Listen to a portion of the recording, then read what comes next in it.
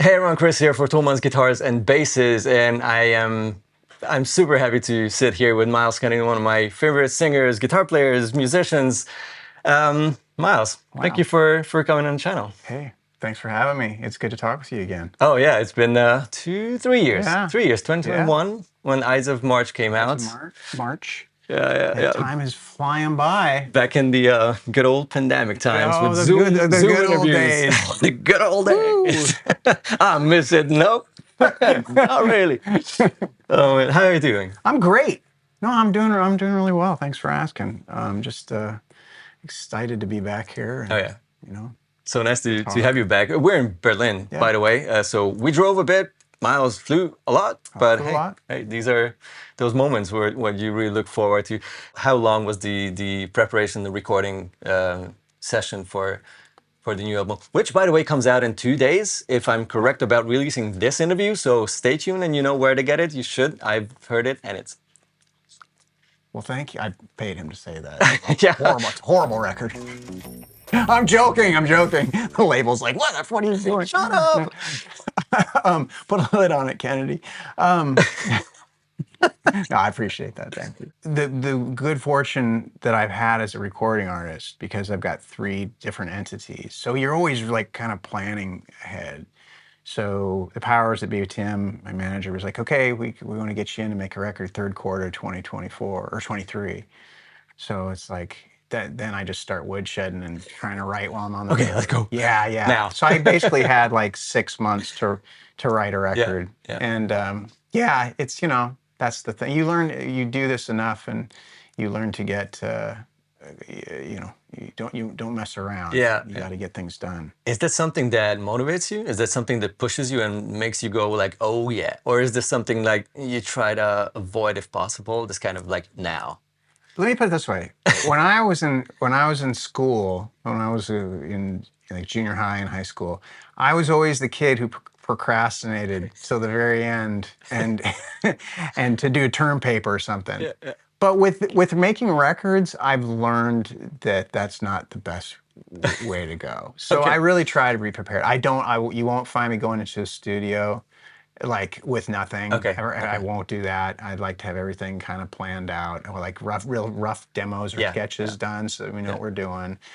I just feel confident that way, and I feel like you get better records. So the title, The Art of Letting Go, is there a story behind it? Or is it just sort of I don't know, a more generic kind of idea or concept? Yeah, I've reached a point in life where I'm trying to integrate certain ways of thinking. And I feel like the phrase, the art of letting go, really sums that up in where I'm at right now, which is just learning to roll with the punches, go with the flow. Oh, nice. Okay. And I was watching a Bruce Lee film on a plane.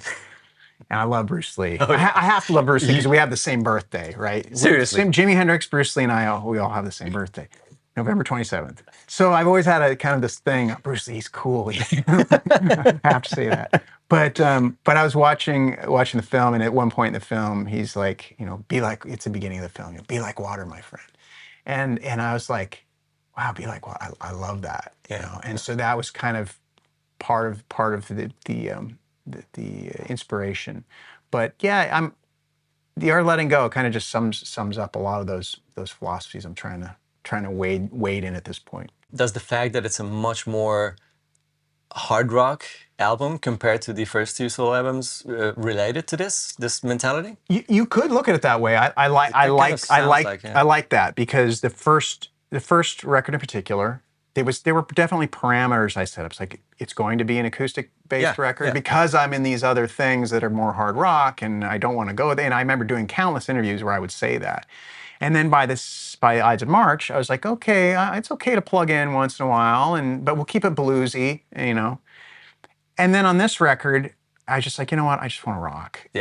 But it's still going to have the blues element as the foundation. It's not metal. I'm not doing that. I don't feel like I'm getting into, not that Alter Bridge is metal, but we certainly get heavy, a lot heavier. Yeah, lots of chuggy stuff. Detuning, So it's like where you're having to put telephone wires on your low E strings. So yeah, the idea, the art of letting go, kind of it's a broad stroke. It covers where I am on a mental level, but it also covered kind of the idea of letting go of these guardrails I'd set. Like, well, you can't do this, you can't do that. I'm like, you're a rock guy. Just be a rock guy on this record. Write songs and do whatever comes, right? I guess. Yeah. I've heard some sitars. I'm not sure if I was right. Yeah. Good call. I've heard lap steel, definitely slide. Was it lap steel no or lap slide? steel this time. It was slide. Yeah, on Dead to Rights. Dead to Rights. Yeah, exactly. That's like, by the way, killer riff. Oh, thank you. Oh man, love the beginning, and then the slide comes in like. Wow. Thank you. Okay. Well, you know what's interesting about that song, and I told him as it was being tracked, and he, we've remained friends now for 25 years. Are you familiar with Ian Thornley? So I told him, I said, there's a song on the record that's it's a tribute to you. It's a tip of the hat to what I, when we toured together back in the day, things I picked up from him, and that slide solo in particular is totally. I wanted to reach out to him to see if he'd be down with playing a slide solo on the record, but then I found out he was on tour. I was like, there's no way that's going to happen. So I was like, all right, I'll do my best. I learned some. I had my some of my Ian licks in my pocket, and I just pulled some of those out and did the best I could. It's amazing. But thank you. I wanted to ask, is that open tuning, the slide part? It is. It sounds like it is. I wanted to try it in normal standard tuning. I'm like, no way. I hope we play it open, because otherwise it's impossible. And I believe that tuning, in fact, that tuning that I use now, I did learn from him. I remember him. We would talk tunings when I first got into tunings, and I got a lot of those from him, because I would try and just keep things in standard tuning. And there was this one time I played him this one song once.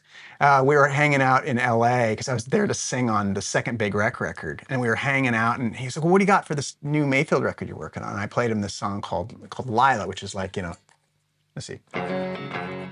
It was like based around G. But I was playing it like in this more standard tuning, and he's like, why don't you tune it to open G? Like, what's open G? So it's open up this whole new world. So I think but with this song, it's open G with a drop C, maybe? I think, or something like. I've heard that it goes way down. So that's what it's open G from here down, but this is a C. So it gets that heavy. You're basically So there it is. That's one of my favorite songs. I know that you've learned like jazz music and music theory and everything.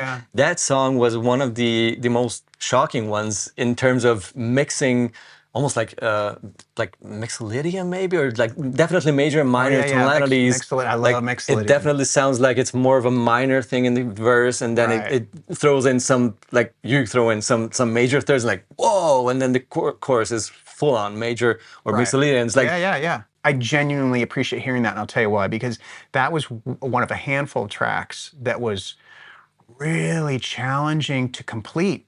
So if you heard, I had so many different versions of that before I presented Tim and Zia with the demo. You were not ready? No, I kept changing it and changing, because I really liked. You know what I liked about it was well, interesting enough, there was an intro which now doesn't even exist. So I threw that out, but that was what was driving the song for a long time. Love that. Okay. And then, but then the middle section, when it, which is kind of like that Lila thing, actually. It's funny. It's the same sort of thing. But I knew I wanted to get something like that on the record. So the chase for me, the hunt was the main riff. And I play it, but it's in a different tuning. That's where it took forever to find something that was appropriate. I have a couple of questions about the songs as well, but you have your guitar here, and I wanted to talk, do some guitar nerding, because, this is beautiful. This sounds awesome. I love the neck and everything about it.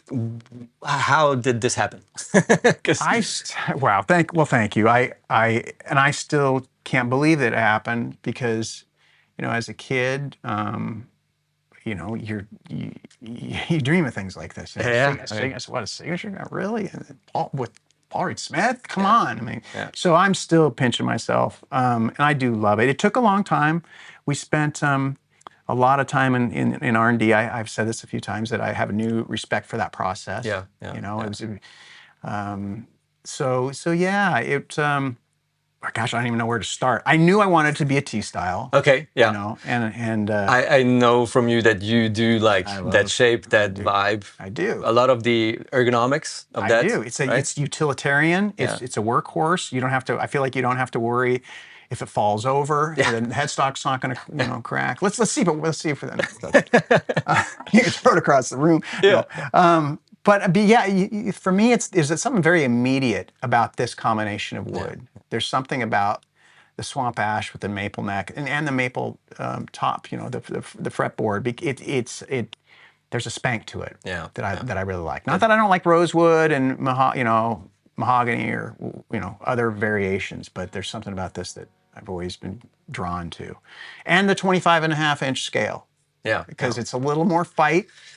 You know, it's just a little bit. But why I like that? Because I like that fight with the right hand. Pick, right? This is, yeah, it's like, I think it's 1.1. 1 point something. 1.14. Yeah, it looks like a stiff one. So if you hit the strings, if they're stiffer, you have more attack, I guess. You have more attack, you have more fight. Yeah. And I think I started using these because I was watching Slash play. Oh, really? Yeah, and I was like, I really liked the way his attack is, and so I was going. I went over to his tech. I'm like, what kind of picks are those?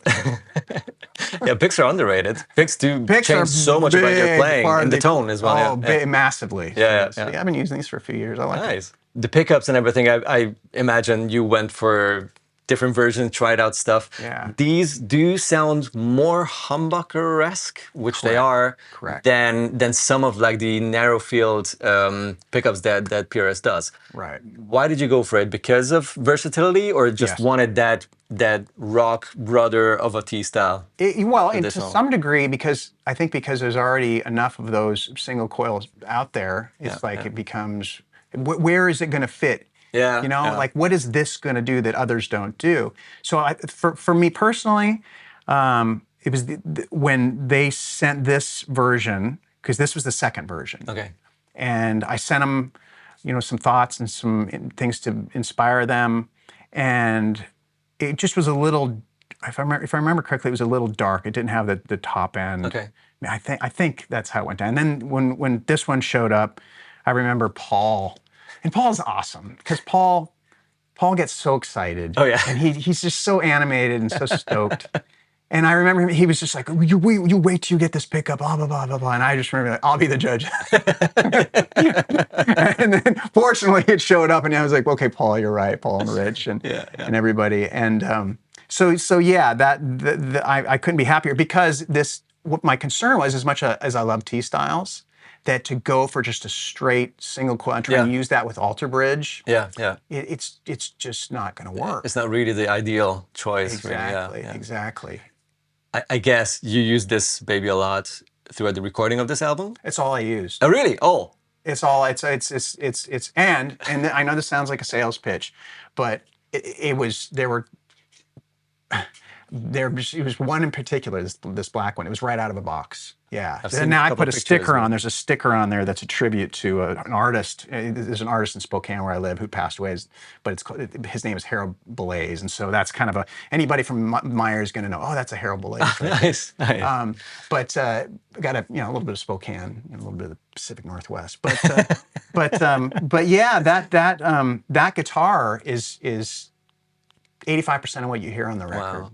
And it just, for the leads, for the rhythms. There were a handful. There was one green one that I used for Dead to Rights, because it was a different tuning. Okay. And I wanted the strings to settle in it. So and that one, I believe, was like one of the prototypes. Oh, nice. With that particular one. And then what else did I use? There was a white one. So I just had those three. Wow. And some acoustics, and that's it, right? Yeah, some acoustics. I might have played Dead to Rights. I might have played that solo. Can't remember if I did that on the green guitar, or I can't remember. But I needed higher action because it's live. Yeah. So sure makes that might sense. have been something different. Right. Is there like anything pedal or amp wise that you remember that you used a lot? Like I know you go through a million stuff until you find the perfect ones, but is there like something that you could say like those definitely contributed a lot to how the album sounds? It's so simple. It's crazy. It's one amp for the whole record. Seriously? Yeah. Wow. It was a Diesel Paul.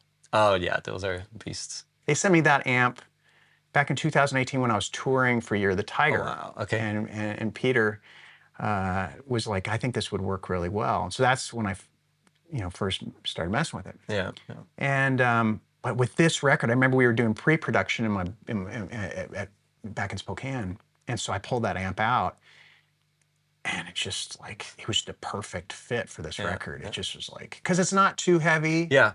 Yeah. But it's got that vintage thing, but it's got that searing, like, I don't know, whatever it is. If it ain't broke, don't fix it. So it was that amp.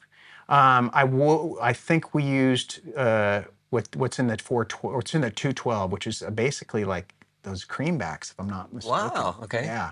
Wow. Yeah.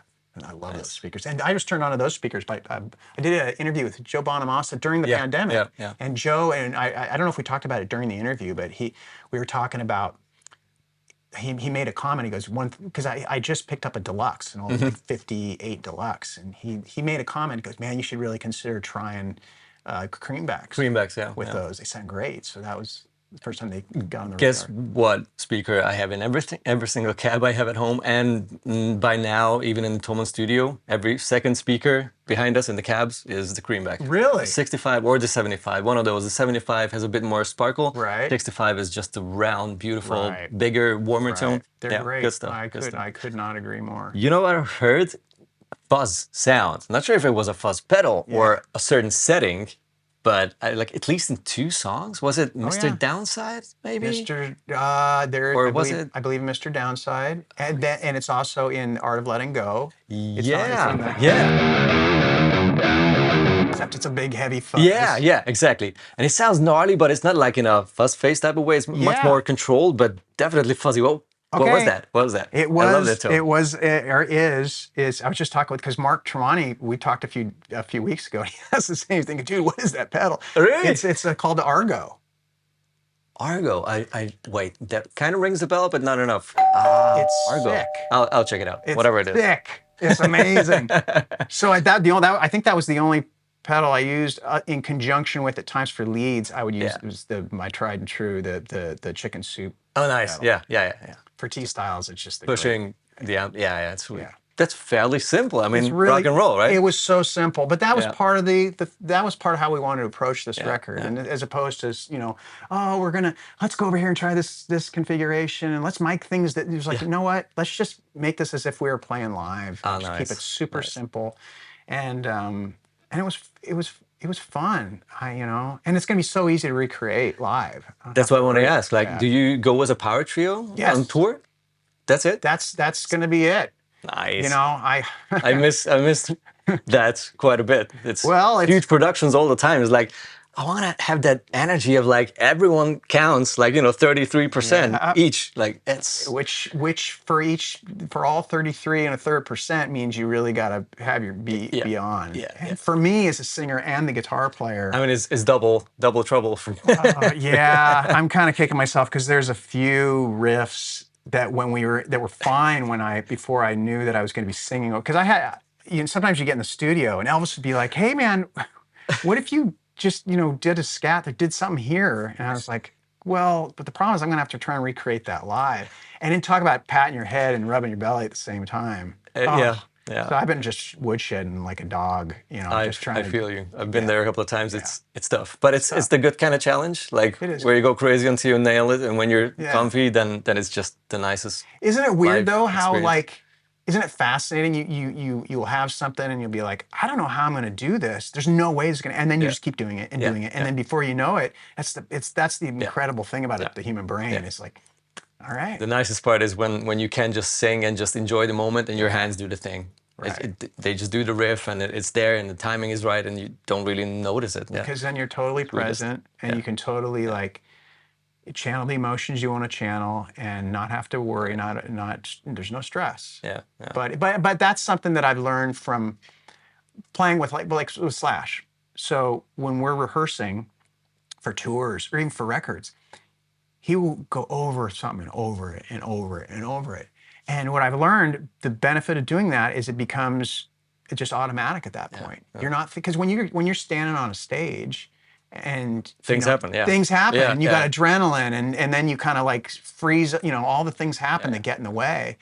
And so you want to have practiced that enough, put in so many hours that you don't have to think about it anymore. You can just jam.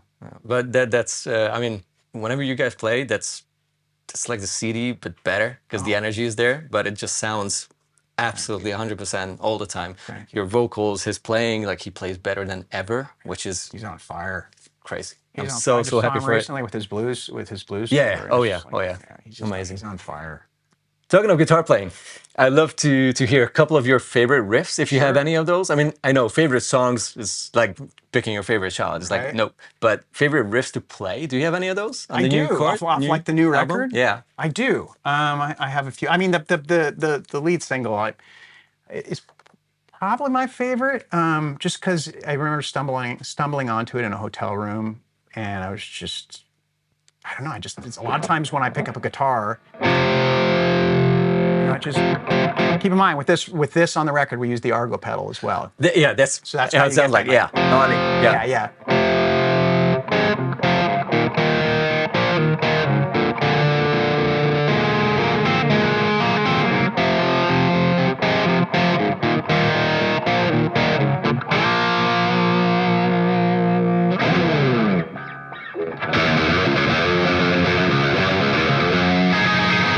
I like it. Just feel, you know how there's sometimes you come up with things and it just feels good to play it. Oh yeah. Like you just keep going back to it. I just feel it's just like therapeutic. Yeah, absolutely. Yeah, those are the ones you look most forward to live. It's like, oh, I want to play that thing right now. Yeah, that's awesome. I tried to play this lick, but with standard tuning, like E flat standard, it felt weird. I was like, not sure if he plays it, with drop. Maybe, the drop. So then when you go to that next part, which took forever to try and find a part that fit with that. But to me, it's kind of like... Yeah. Now on the record, I play it here. A little more expensive, so we punch that in, because to try and do that... it's just a little clunky, so it's easier if I just do that. Yeah. But to me, that's the Hendrix way, doing the pinky thing. Exactly. And it's kind of like... to me, that riff, especially with Zia's drum part, is like, it's like if Jimmy Page and Prince, because they're, and then the Smashing Pumpkins with that drum groove. Yeah, true. It's awesome. I also have a little bit of like Dire Straits vibes. 1000%. No. With that gnarly mid-range. It's totally Mark Knopfler. But it's such a good rock and roll version of that kind of phrasing, because it's the fifth and the octave, exactly. It's the fourth. Yeah. But I love Thank you. I loved learning it yesterday. That's awesome. Do you have anything else? I do. There's a song, another one on the record that's I took a lot of inspiration from Billy Gibbons, Behind the Veil. Oh, nice.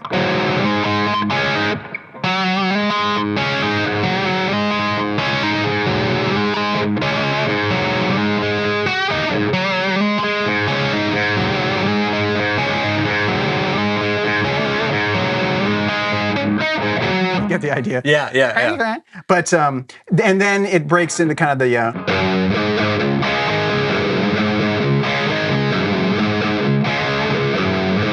so it's it's simple, but I feel like that groove, there's something kind of hypnotic about it. And a few people have mentioned, in fact, the first time I played it for Tim, my bass player and manager, he was like, it kind of reminds me of Stranglehold a little bit. Oh, nice. Yeah. And so with that said, the fun thing about that song is in the middle section. If you're gonna have that kind of pocket solo, solo as long as you can, just have a good time. So I'm looking forward to live, like doing long, extended 50-minute solos. Exactly. The crowd leaves and goes and gets a drink.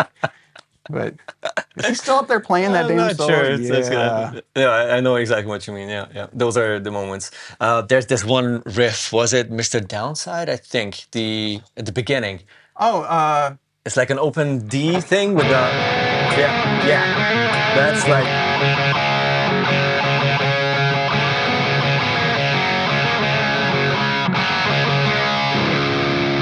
Yeah, and then it goes in. But that's I'm harmonizing with the original. Exactly. Yeah, that's a fun one. I love the. That's how. Yeah, That's how, yeah. Oh man, this riff hit me so good. hard at the beginning. Cool. It's like, oh my god, that's my favorite riff. That's my favorite riff. Great. Oh, that really, it was good harmonies, really interesting. You know what changes. happened with that was I was in a, like most of these songs were written, I was in a dressing room, and there was somebody was playing there's like break music, like you know, playing, nice. and then down the hall somebody was playing something totally different, and the two that cacophony created. I was like, I somehow all that those sonic colors out of that came that.